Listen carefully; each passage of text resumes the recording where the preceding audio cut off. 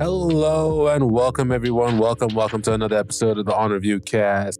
I am so happy to be back here with you guys, reviewing another episode of House of the Dragons on review. HBO series House of the Dragon Season 1 Episode 9. So let's just dive right into this, guys. We're back again, and we're on episode 9. What a crazy, wild ride we've come to, and we're nearly reaching the end. I mean, like, this is definitely been fun. I gotta say, I mean, like, if you've been listening to me go through this journey of House of the Dragons from the first one, thank you so much. I know we're not quite at the end yet, but we're getting there.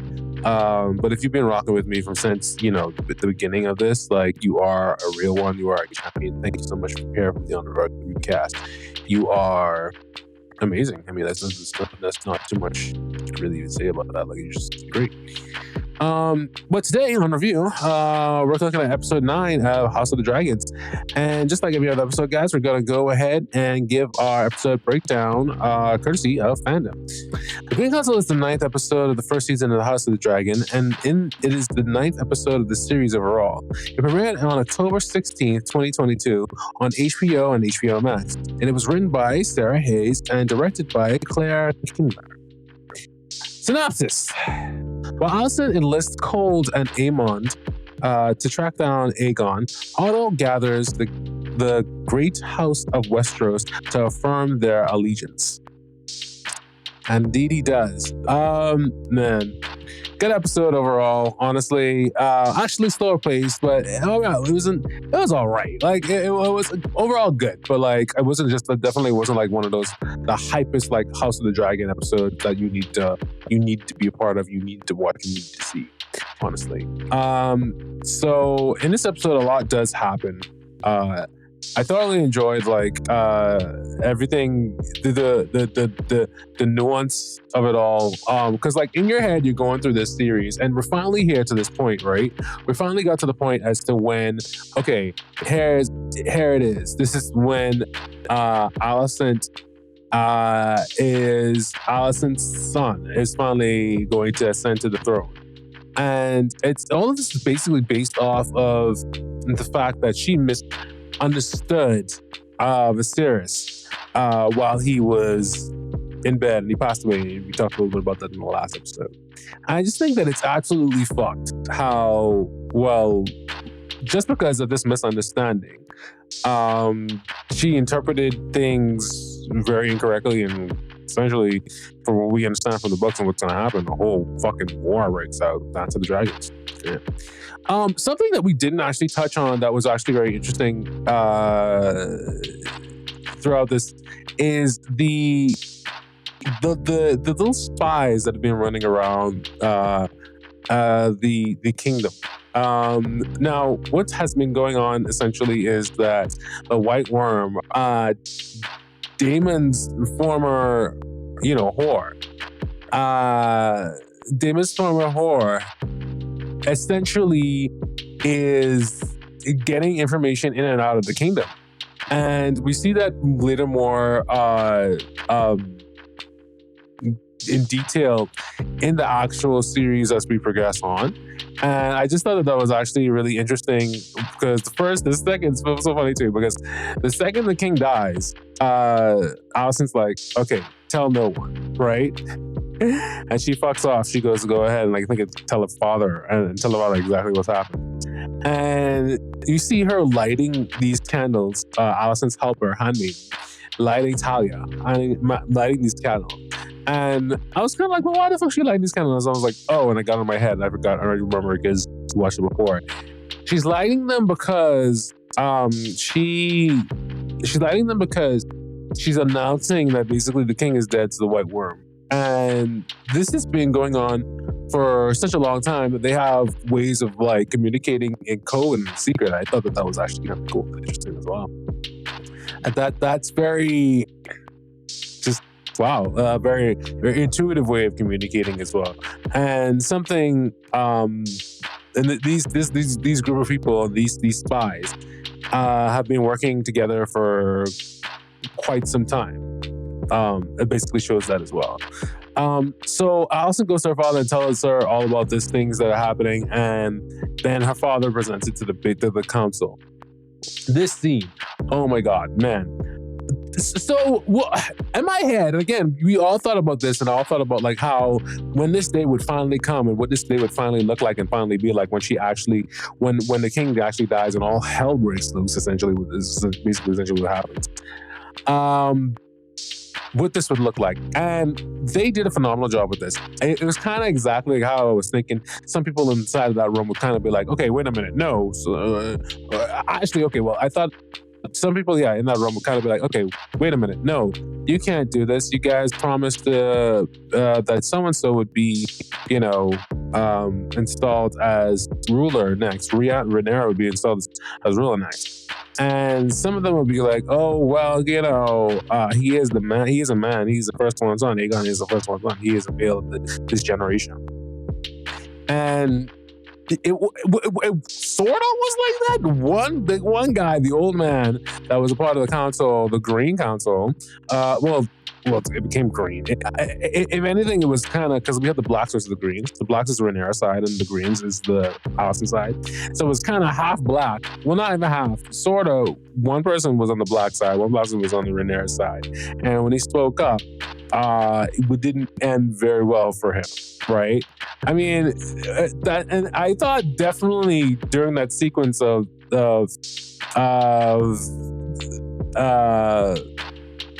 conflict, that there would be at least a half and half of Rhaenyra's side and then a half and half of Alicent's side. But it looks like majority of them, they were planning for this long ago to install Aegon as the king from very, very long ago. And the funny thing is, Alicent didn't even know about this. And she was kind of like, oh, am I to understand this council has been planning to install my son from the jump? And everybody's kind of like, well, we didn't think that you needed to know all the details. And I'm just like, fuck, these guys, these men, and majority of them are white. Honestly, they had like one black character. He was a maester, but like, come on, more. And we know how it was back then. It was the intention of these most likely Caucasian males, right, running the show, thinking that this is how things should go. This is how things should essentially be. When in the truth of it is, the reality of it is, that's not necessarily, the case, or it had to be that way. A whole war could have basically been avoided if they had just come to a reasonable understanding of potentially how they would want things to go. But because Alicent is so fucking convinced that Viserys is actually talking about Aegon, their son, and not Aegon the Conqueror from the Song of Ice and Fire, the Dream, all that other stuff, she is of the mind that yes, like this is what's supposed to happen. This is the Aegon should be king. It's supposed to be king. And they start bringing up the issue of she actually brings it up, which is actually surprising. She's actually like, what if Rhaenyra? And it actually kind of shows that she was sincere in that previous episode of being like, okay, Rhaenyra is,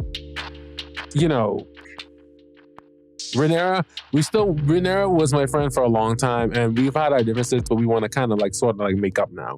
We want things to be okay now, right? So, I mean, it showed a lot here because she was actually still kind of like, what if Rhaenyra? And they were kind of like, you intend to kill her. And everybody was like, yeah, we gotta kill her. So there would be no succession to the throne. There would be no challenge to the throne. And even the maester, that Black Maester, was kind of like, yeah, we have to ensure that there's no challenge. And I was like, whoa, I was like, everybody's on the team, like Alicent, of just like, he should be the next in line now that Viserys is dead, and like, fuck it, everything that the king wanted for this entire lifetime. Yeah. And then the one guy that fucking stood up, they fucking kill him. So Christian Cole, the psychopath Cole, the psychopath, that's what we're gonna refer to him from now on. Psychopath boy Cole is fucking takes him out like that, just like nothing, right? he slams his head onto the table and he fucking bashes his skull in. And it's with one swift movement, and it's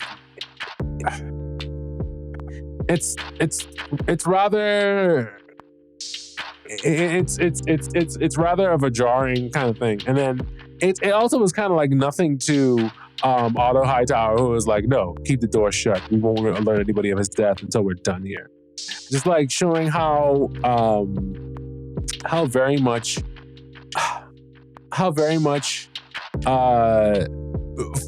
obsessed he is with, installing Aegon as king and making his ideals and his blood on the throne and putting his blood basically on the throne. Fucking crazy, in my opinion. Anyway, but Alicent actually stands up for Rhaenyra, which is more than surprising. She actually stands up for Rhaenyra, and she tells him that, hey, we will give Rhaenyra the opportunity to bend the knee and to accept, Aegon as the one true heir to the king. We should at least do that. And after that meeting, Alicent and her father go off to try to find Aegon. And through that meeting before in the earlier council, when we had, the maesters and everybody was around the table, we see that divide between her and her father of wanting Rhaenyra to essentially live, giving the opportunity to live, and giving her and just basically killing her. So Otto was on the side of basically just killing her, and Alicent was on the side like, okay, let's give her a chance that basically swore allegiance to the throne of Aegon. Give her the opportunity at least. And I thought that was actually kind of good, like a friendship kind of thing from the past. But yeah, so the divide has been created now. And there are two parties essentially that was actually happening in this episode that was hunting Aegon. There was the party of, Otto Hightower looking for Aegon so he could basically influence him and tell him that, hey, look, Rhaenyra's going to come after you, kill Rhaenyra. And then there's Alicent, who is Aegon's mother, who would probably try to push him to show mercy towards, get him to show and push mercy towards Alicent. I mean, Rhaenyra.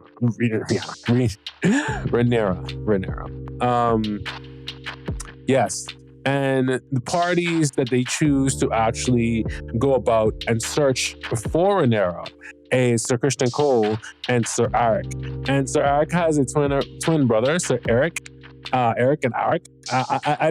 You don't catch this on the first go. I think it's in the first episode. Well, the episode before this, when Rhaenyra comes to visit, and Alicent actually confuses Eric for Eric. I don't know. Apparently they're twins, and they both go off to find Aegon. And Criston Cole takes Aemond into the city, into the Silk City, and into the city in general, to try and find Aemond. So try and find Aegon, so they can properly install him as king. And he's just dressed in this leather, and I still maintain that he looks like Sephiroth. I know we talked about this, in the last episode. This Sephiroth looking motherfucker. God damn it. God damn it, man. He really does and truly looks like Sephiroth, man. But yeah. So something else I wanted to talk about too was the while they're looking for Aegon, Rhaenys is being held captive by the both of them, honestly.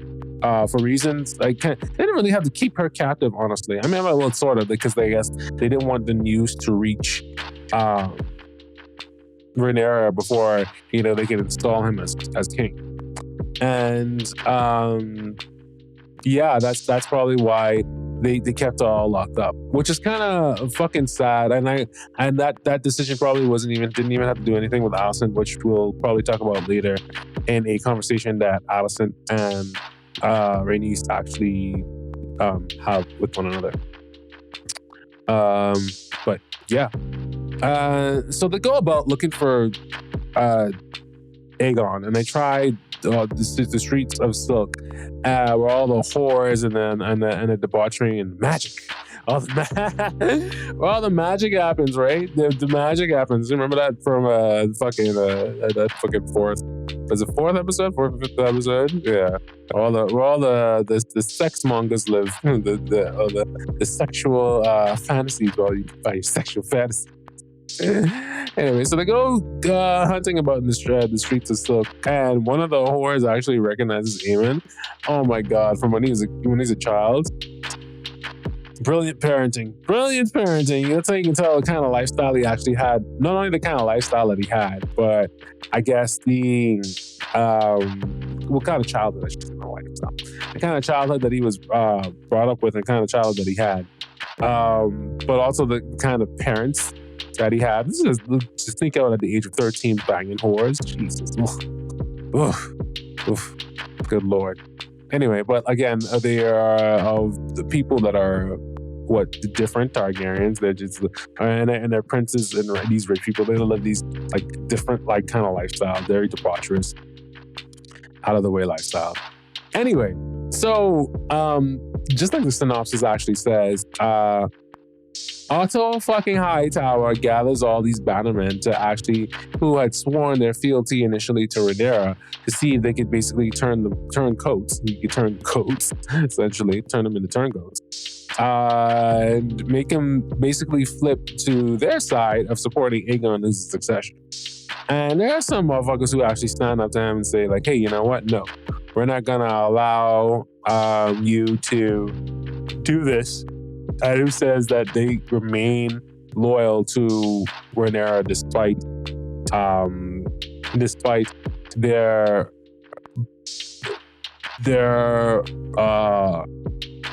their force, to show force, or their attempt to usurp the throne, which is honestly treason. But hey, some of them do bend the knee, right? And they do bend to the new regime of this thing, which I thought most likely, like, they're probably just doing it because they just want to survive.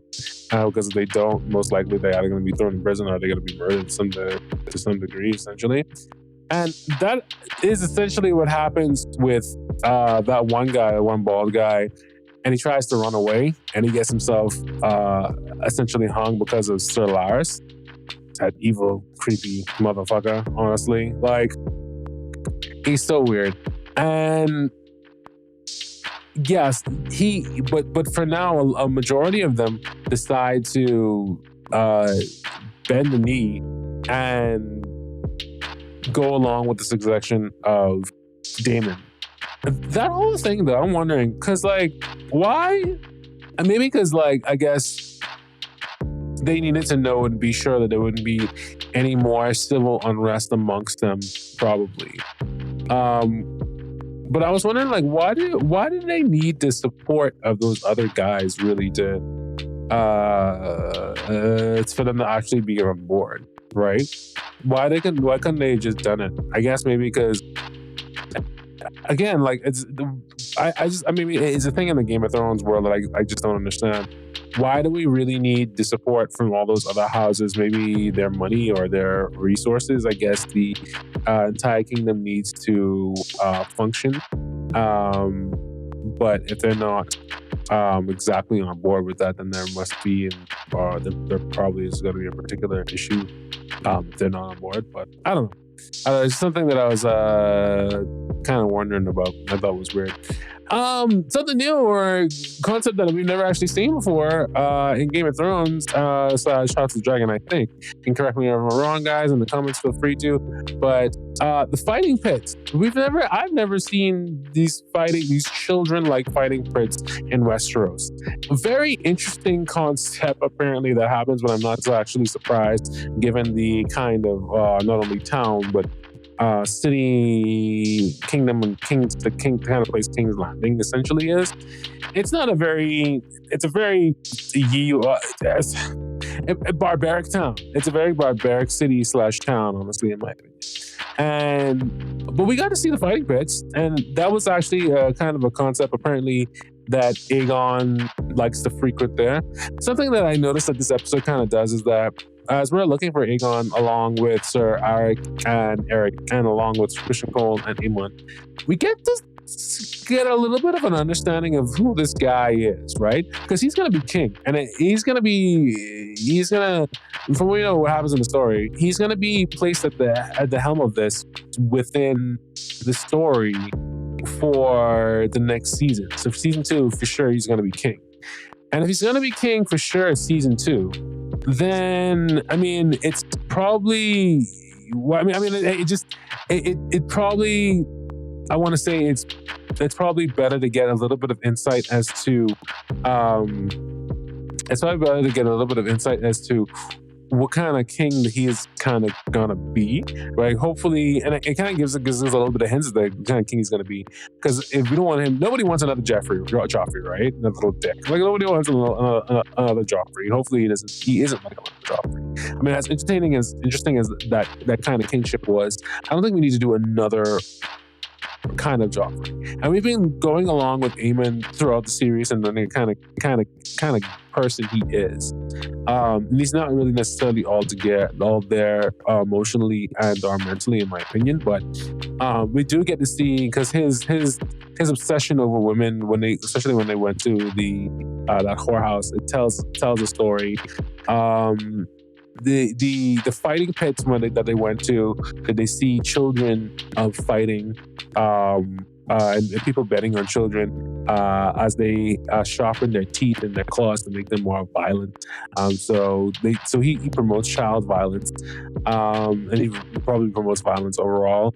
And then the child that they see in the corner that actually is a Targaryen that's been left in the fighting pit, that basically Aegon essentially has fathered.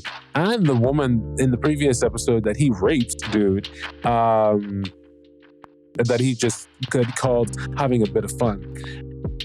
Clearly, these are not the markings of a true and virtuous king. He would definitely be a different king than that of Viserys, right? I mean, like, it just tells a story of the kind of king, unworthy king, in my opinion, of what really, Aegon would really be, what he would be like. And I found it interesting how they told that through a different kind of way and through these different kind of stops along the journey of Sir Eric and Eric, because there's still this chase going on to find Aegon, but they're also telling the story of what kind of king you can expect in season 2. Okay, so we also get in this episode, we also get the Solaris identifying one of the turncoats trying to flee King's Landing and try to warn Rhaenyra. And it actually shows that some of them, and like I was talking about before, some of them are actually still loyal to King Viserys and everything that he had promised them. That would be with reference to everything that we would be with reference to the succession of the crown, essentially. And how it should be Rhaenyra and how it should not be Aegon. So as he tries to escape, and he's just as they're opening the gate for him so he could escape on horseback, the guards say, "Hey, stop him!" Then they stop him, and it's all because of Solaris, and Solaris brings him to who other than Otto motherfucking Hightower. So Otto Hightower essentially questions him, to ask like where he was going, and he doesn't essentially have an answer for him, and they have him taken away by the guard. And in that moment, it looks like Solaris and Sir Otto Hightower now are going to be working together, and that's just wickedness upon wickedness, evil man upon evil man, right? Like, who doesn't really need to necessarily be working together, and so much so, more wicked men to even try to manipulate further Sir Alicent and her as she continues in this tale. So we have an interaction between Rhaenys and Allison, like I was trying to allude to before, and they started talking about how Viserys essentially is now passed, and I found it interesting how these two were related, right? Rhaenys and the Viserys, they're cousins, but she doesn't blink an eye when she finds out that that he's dead. I mean, I guess like at that point, like he was breaking down, he's degrading heavily, dude. Like everybody probably saw it coming, but and he's that this person honestly wouldn't make it. But I just thought that she would have shown a little bit more emotion as to like, oh, my cousin or whoever it is, like I'm close to my family, is passing now and he's dying, and I feel a bit more troubled as to what is going on with my family. But yeah, honestly, I mean, I think that I think that she doesn't really, she cares. I shouldn't say I was going to say she didn't really care. I think she cares, but she doesn't really care to the extent of like, she doesn't really care too much to the extent of who is going to be king and who is going to hold the throne, honestly. But the perspective is kind of like she sees everybody for who she is, and she even asks Allison, "You've never thought about being on the Iron Throne yourself?" And that's a question I didn't really consider or think about, because Allison hadn't really even showed any interest in actually pursuing or being on the throne, or being on the kingdom, being a part of the Seven Kings, being a part of the on the throne, sitting on the Iron Throne. And I say this because we know what we've been through with what's her name? We know what we've been through with Cersei, right? We know what we've been through with Cersei when she was queen, and how she was the mother superior apparently when Joffrey had ascended to the throne. So she was kind of still in charge, but not really in charge. Do you know what I mean? So that's something. It's not like the idea is completely ridiculous. Like it can never happen, because we've seen it happen before to an extent where she was on the throne, but not really on the throne. But she was really on the throne. Do you know what I mean? She was really pulling the string, but. Hey, she doesn't really give a response back to that, by the way. Whether she wants to be, whether she really wants to be on the Iron Throne or not, or if she ever had an idea of thinking about being on the Iron Throne. But yeah. So we go back and we to the hunt for Aegon, and essentially we're meeting the White Worm for the first time, and I thought it was so funny how when they first meet, it's Otto Hightower and Eric, that's actually Eric and Eric are sitting with them, and they meet and they sit down, and Sir Christian and Sir, what was his name? Aemon. Sir Christian and Aemon, Alicent's second son, were both looking at them in the distance, and they were kind of like, oh, okay, there they are. They're probably looking for them too, because Alicent told them that. And it's like, maybe we should just follow them. And as they're following them, the meeting starts, and the White Worm is kind of like, I'm so sorry to hear about the passing of your king. And the way Otto Hightower, it was just so funny, the way Otto Hightower looks at him, was like, how the fuck you know about that? It was like, how the fuck you know about that? She was like, oh my, how the fuck you know about that? About that shit. I just thought it was so funny. He was like, and then the meeting continued, because automatically he was impressed. He was like, oh, I'm dealing with an actual person who knows shit. And that was actually pretty smart of her as well, like, and pretty actually intuitive, because like it kind of shows that she has a little bit of leverage and power. Even though she sits outside the walls of the kingdom, she knows deep information as well. And I thought that was kind of cool. And she's been a major player in this, actually, because we haven't been talking about her much, but she's been like in the background, scheming and plotting and getting information to and from the castle. And her motivations and her goals are actually that she wants the fighting pits to actually stop. And they pick children against children just for money and gold. And and it's something that she wants to eradicate children being harmed within the community of Westeros. Now, I think again, another powerful player that I think she's gonna do more things within season 2, and I think that actually her character is going to be developed a little bit more and more as we go along in this story, and I think she's going to become more and more significant. So I thought that was kind of cool, and I thought that the idea of like this secret society kind of thing within the whole Westeros overall, and in the kingdom was a kind of cool concept. So anyway, so she gives him up with Otto on the words of Otto Hightower being like, "Oh yeah, I'll look into it. It's fine." And something that gets brought up earlier with Alicent and Larys is that he knew about this secret society of networking people sharing this confident information, but he decided to leave it intact. It also says a lot about Otto Hightower. He sees it as a resource that he could probably exploit later. So they find Aegon finally in this temple, and as they're retrieving him, Sir Christian and Aemon stop Arik and Eric from proceeding any further. And basically a chase ensues. Battle between Sir Christian and Arik basically starts, and the chase ensues by Aemon and Aegon.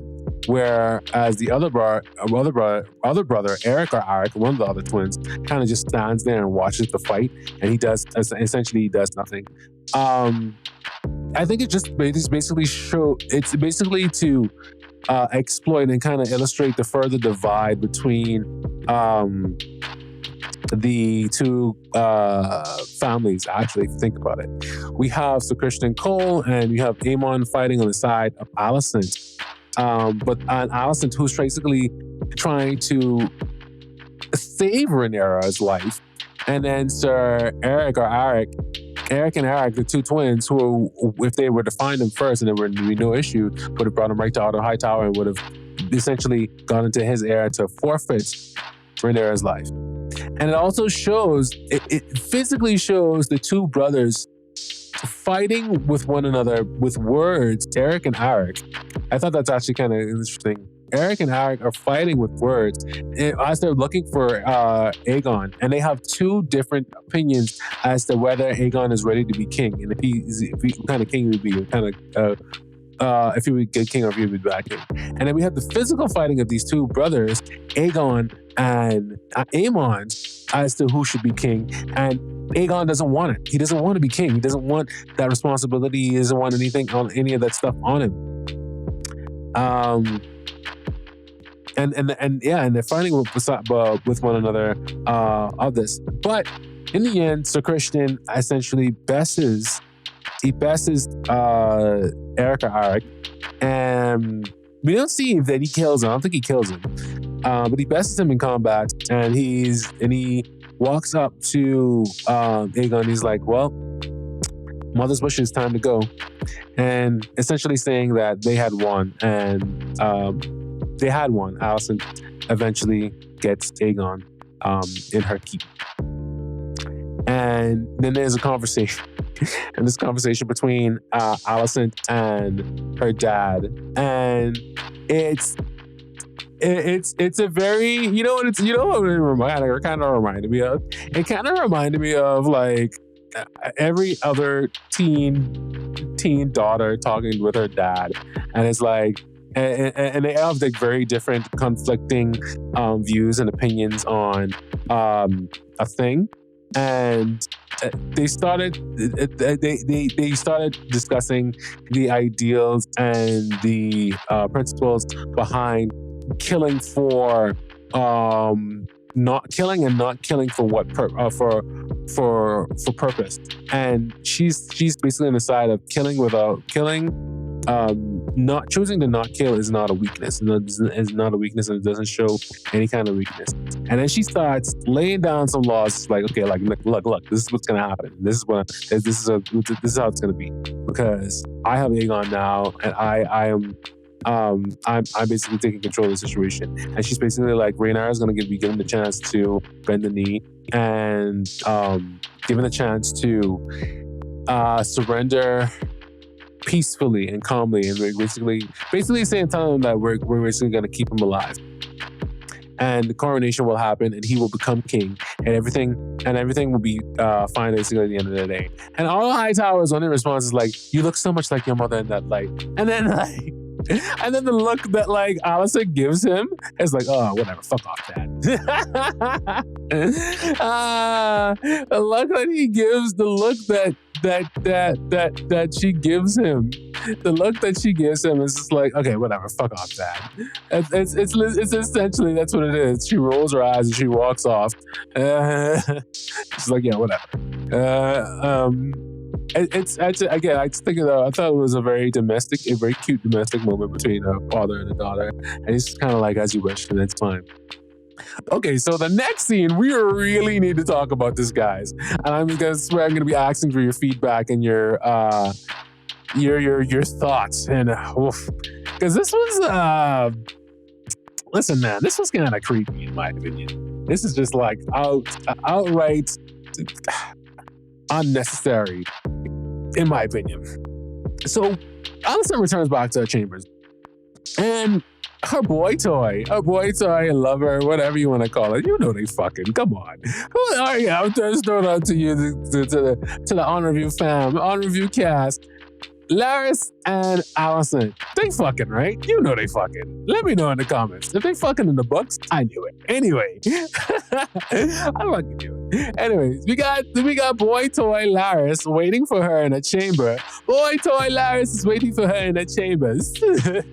And she has some news as of late, some news to discuss as of late. That's what's been happening in the chamber, and he's basically pimping or he's basically spilling the beans about the little network of spies that's been going about inside of the kingdom.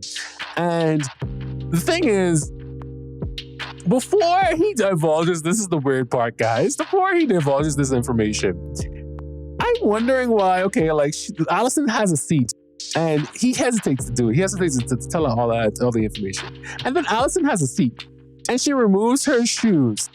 And then all the information just comes out. I'm just like, what the fuck is going on here? Okay, I guess she's kind of like, getting kind of relaxed. But then it looks like the way how he's looking at her and like looking at her feet, like it's like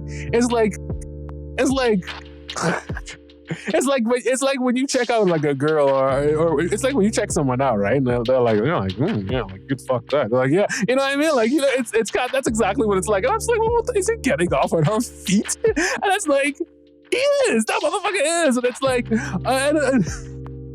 you can see the fascination in his eyes, and it's so fucking creepy as he talks and he explains about the network spy that's happening within the kingdom, and it's so fucked. It's so fucked. Oh my god.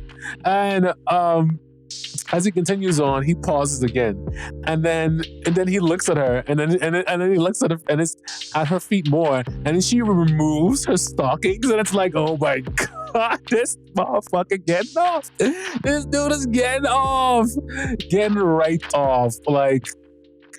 Wow. And I'm just like, I get it, like, so listen, like, hey, listen. Okay, wait, first of all, wait. I don't really like king shame people on here on the OnReviewCast. That's not what I'm doing.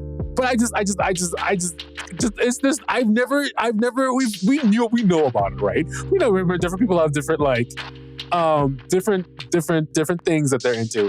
And there's nothing wrong with being, if you're into whatever you're into, once you're not harming anybody and everybody is in, consent, which it looks like is what she voluntarily removed her feet and voluntarily showed her naked foot to him. It wasn't like it was any harm. done. I mean, I feel like it there might be, but which also kind of gives me an indication as to like they're probably fucking, dude. So she removes her stockings and her bare naked foot is on the at the coffee table or whatever it is now, and then she puts her foot like up on the couch or whatever where they're sitting, and this motherfucker proceeds to jerk off. So he's jerking off. He's jerking off to Allison's feet, and she's just like, you know what? Again, like it's kind of like it's so sad for Allison. Holy shit, she needs a good shag, right? She just needs a good fuck, like. Because she's been having a rough go over it. Like, I mean, she had to fuck the king who was breaking down, degrading himself, and then, she had to get humped by the king who was because that was not getting fucked. There's a different guys anyway. Like, and then she had to get humped by the king who was just honestly degrading in every bit of it, every word and every sense. And then she has to have her feet essentially jizzed on. Like, I mean. By this sicko who's feeding her information. I mean, it didn't look like she was enjoying that either, if we're being honest. And it honestly didn't look like she was enjoying her feet being jerked off on. I mean, like, if you're into it, you're into it. Do you know what I mean? But like, it just like, it was just kind of like, it was just like a trade of like, let me see your feet so I can jerk off. And I'll give you this information. Holy fuck, man. A very awkward, weird. Poor Allison. Jesus Lord. Oh, this man's abusing himself in the corner while looking at her feet. Oof. Anyway. So, again, like, I mean, it starts off with the jerking off at the feet. You know they fucked. They either fucked or she gave him a foot job at least. Like, come on. Like, we know. Anyway. So, we move back to the scene of Rhaenys and Eric. One of them comes into the Rhaenys' room and is kind of like, princess, let's go. We know that it kind of feels like you're in danger here. And if anything, she was still kind of a captured to them, right? She was still captured and being held captive by this family, essentially, because Allison, during the talk, Allison basically told her that we can't let you go because the situation essentially is that if you combined your dragons with the dragons that Rhaenyra has already, usurping the throne might look like a real possibility to her. So we must discourage her from that. So we kind of have to keep you here, basically imprison her. Some fucked up shit. Anyway, Eric basically rescue her, and he takes her into the town, all dressed up in clothes. And she's like, "No, I won't leave Baileys, my dragon. I have to save my dragon." And I'm just kind of like, "Oh, bitch, leave the dragon. Fuck. Like, they're gonna kill you. Like, if you fucking try to leave, if they find out that you've escaped, first of all, they're gonna most likely kill you. Or if they see that you're still siding with Rhaenyra, they're most likely gonna try to kill you and get rid of the threat and kill you, so they can have a dragon for themselves and make a rider for themselves, because that's the logical, tactical thing to do, right?" Anyway, so they're walking through the city and they're trying to get essentially away from these people in this crowd. Everybody's pushing them about and knocking them about and hustling and bustling, essentially. And the two basically get separated in the large crowd moving about. And everybody's heading towards, it turns out, the coronation for Aegon's ascent to the throne. And this is actually, I think we did see, we must have seen a coronation in Game of Thrones. I was gonna say this is the first time we've ever seen like a coronation in general happening with the Seven Kingdoms. But there have been other kings in Game of Thrones. So after Joffrey died, sorry guys, it's been years. After Joffrey died, we had his brother Tommen, and we had some kings and stuff ascend. But I don't remember seeing the whole ceremony, and for sure it wasn't. I don't remember it being a whole big coronation thing like this in Game of Thrones, where they gather a whole mass of people in one place. But anyway, on their ride to his coronation, his mother basically speaks to Aegon, basically begging for Rhaenyra's life to essentially be spared. And All the while, it's so funny too, this journey with Aegon. All the while, Aegon is refuting the fact that Viserys ever wanted him to essentially be king. But talking with his mother, his mom tells him like, "Hey," Alicent's like, "Hey, like, even on his dying breath, he told me that like he wanted it to be you, to be he wanted to be you, and he's in such disbelief that this is to be true." He's like, "No, don't play games with me." He's like, "It's true, mother." And while she's begging for Rhaenyra, she's like, "Listen, Rhaenyra is going to probably challenge you or whatever it is. You must promise to spare her life or X, Y, and Z." And then he's looking at the dagger, Aegon's dagger, he asked his mother randomly out of the blue. It's like, "Do you love me, mother?" And it was kind of like a weird kind of a question, you know what I mean? Like, but it actually said a lot in terms of like, because like through this, his mom's been like slapping him up and making, and his mom's kind of be hard on him. And let me know if you guys agree. His mom's been kind of a little bit tough on him to a certain degree. He's been kind of tough on him to a certain degree when it comes to certain things, slapping him and blah, blah, blah. You should never be physically harming any children or whatever it is. But again, medieval times. But I would just say like his mom's just trying to be hard on him, right? Yes or no? Let me know in the comments, guys, whether you agree. But anyway, so he asks his mom's like, he's like, "Do you love me, mother?" And his mom just like smiles at him. And he's like, "You absolutely so." Which basically I took it as like, yes, of course, like she fucking loves you. Like she did a lot for you. She's doing a lot for you right now if you think about it.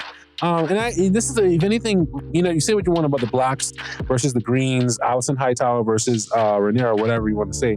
I will not deny that like that's the whole point of this, and that's the whole point of the war actually starting in the first place. This is mother having absolute fear that her children are going to be eradicated just because of who they are.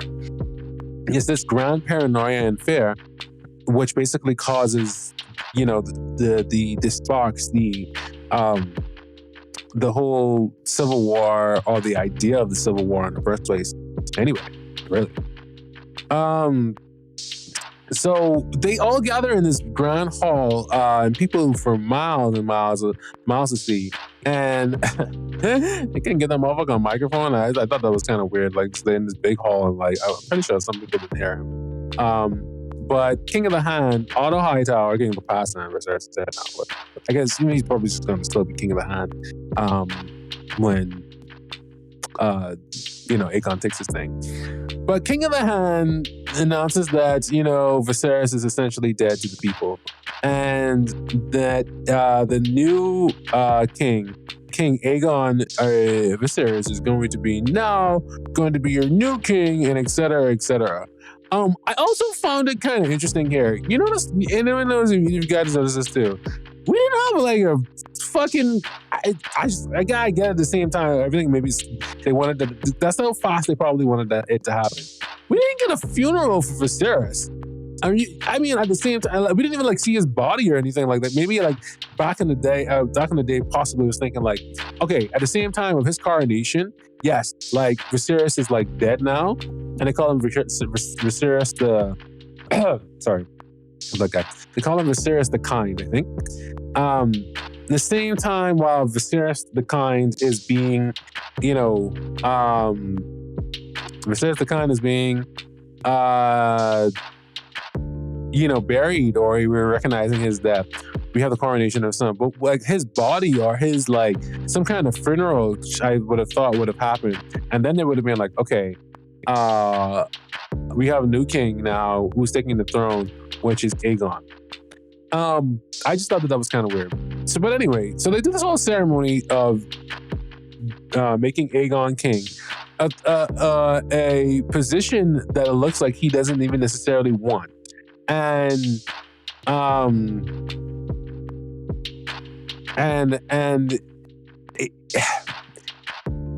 it's very weird. Like as he's walking through this coronation of swords, we can kind of see that he is.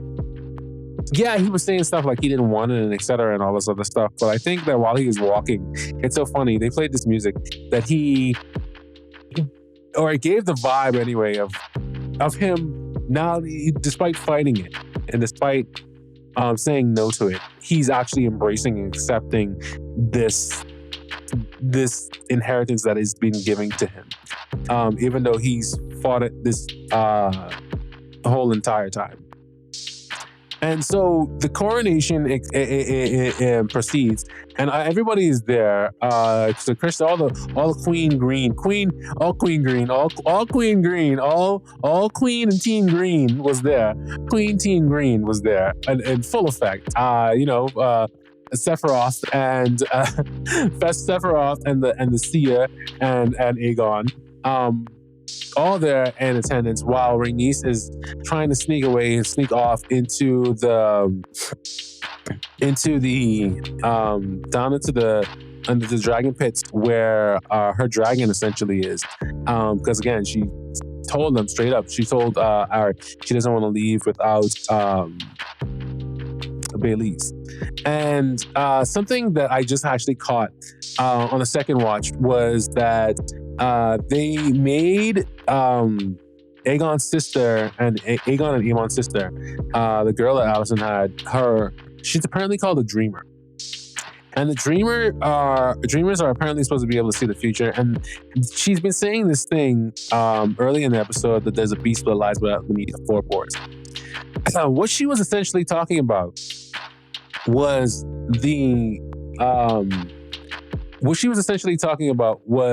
the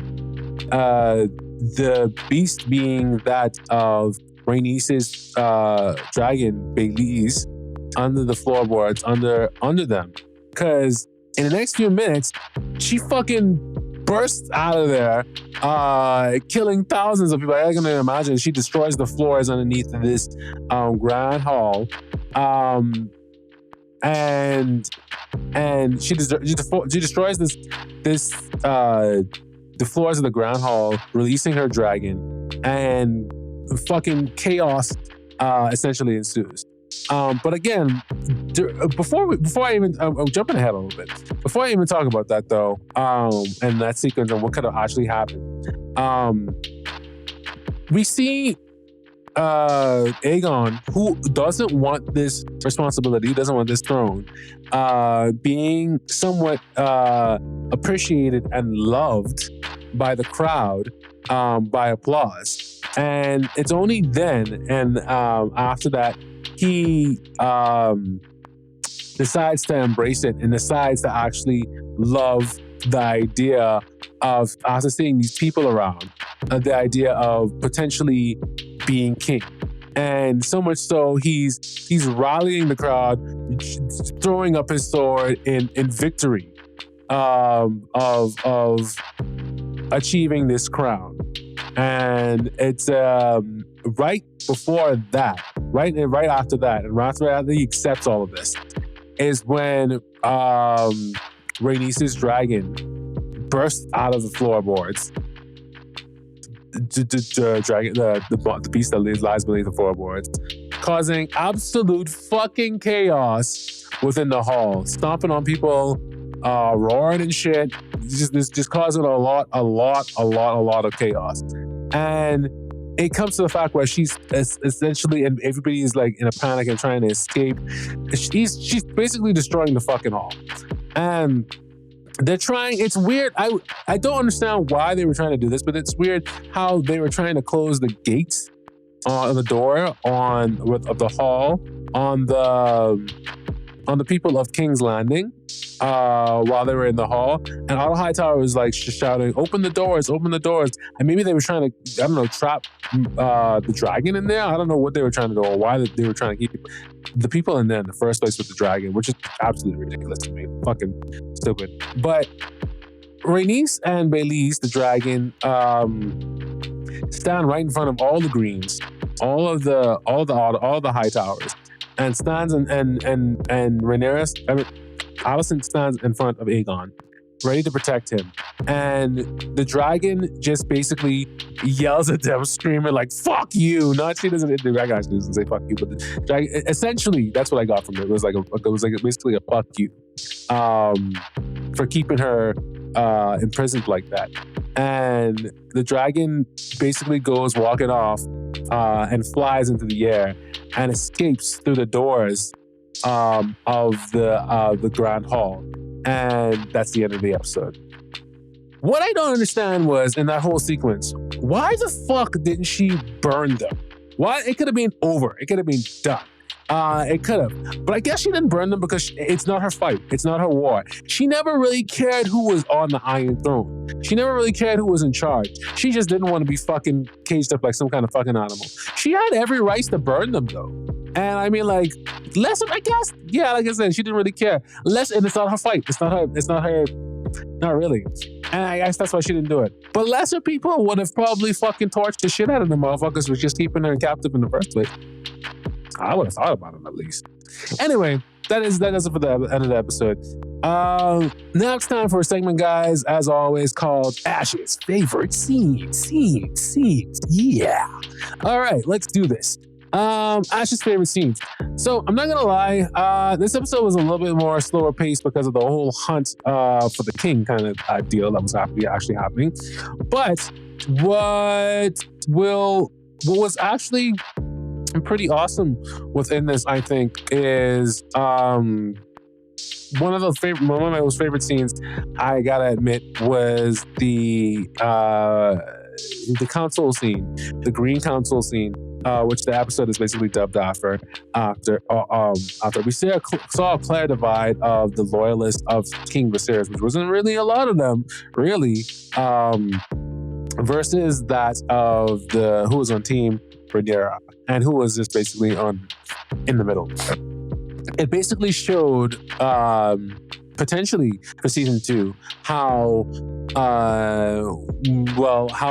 the ball is going to basically, which side the ball is going to land on. Is it going to go to Viserys? Is it going to go to Alicent, Team Alicent, or is it going to go to Team Rhaenyra? Or some people are going to go right in the middle. It basically showed the inklings, and it was the first kill we got to see within Civil War. So that scene definitely comes in at number 3. Coming in at number 2, I think was the actual fight for